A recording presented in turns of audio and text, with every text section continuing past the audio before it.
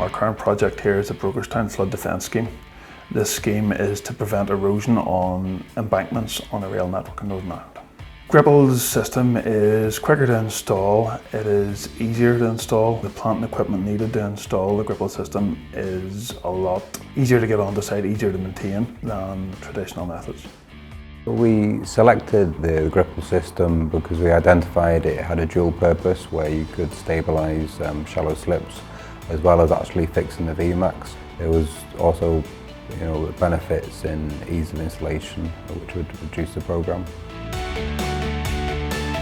Guys in Gripple were very helpful and we found that it was a lot quicker and a lot more effective to use this sort of stabilisation. We would definitely reconsider using Gripple again in the future on different schemes.